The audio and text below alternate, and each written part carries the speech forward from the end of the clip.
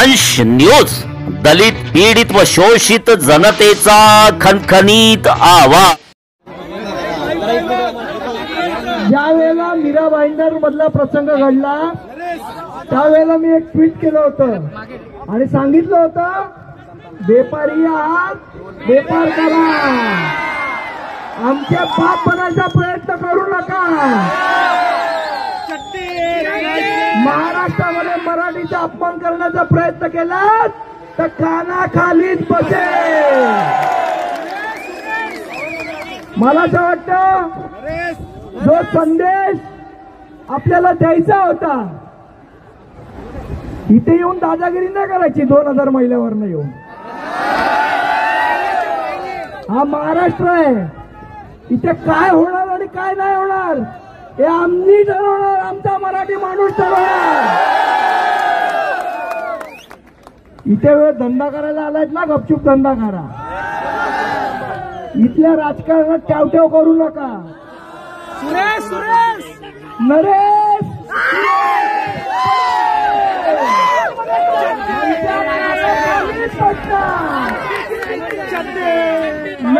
नाही शिकवायचं आम्हाला,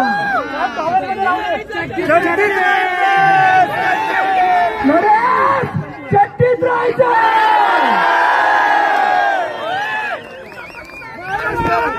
ज्यांना आम्हाला शिकवायचं,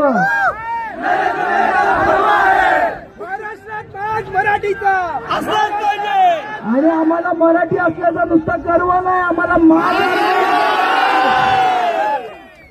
आणि आज आम्ही आमच्या एकजुटीने मराठी माणसाने त्याचा माज दाखवलाय। इथे येऊन माजा करायचा, इथे त्यामुळे बाकी सगळ्यांनी चड्डीत राहायचं, हा संदेश आपण सगळ्यांनी मिळून एकत्र दिलेला आहे। थोड्याच वेळात तिथे अविनाश चव्हाणचं आगमन होत आहे। काय चूक केलेली आमच्या अविनाशने? मोर्चा काढणार, त्यांना मोर्चा काढायला दिला,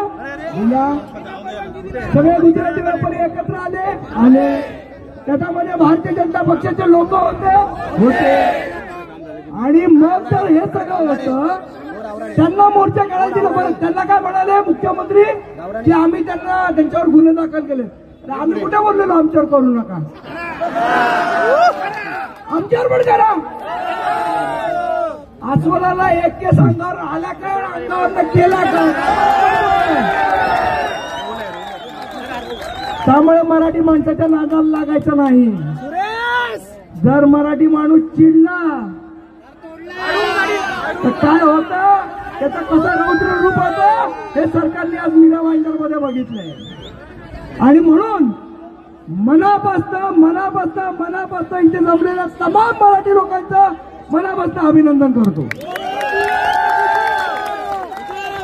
अशी जर एकजूट सोडली, अशी जर एकजूट आपण सगळ्यांनी ठेवली तर कुठलाही नरेश आपल्या शक्तीच्या बाहेर येणार नाही। ही अशी एकजूट ठेवणार आहात तुम्ही सगळेजण। आणि मला खास करून आमच्या मुस्लिम बांधवांचं पण अभिनंदन करायचं, आज मोर्चात तेही सहभागी झाले। काही लोक विचारत होते मुस्लिम लोक मराठी बोलत नाहीत, मग तिकडे का नाही जात तुम्ही?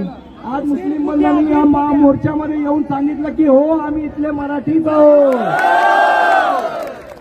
हेही त्यांना उत्तर मिळालेलं आहे, त्यामुळे त्यांचंही अभिनंदन करतो।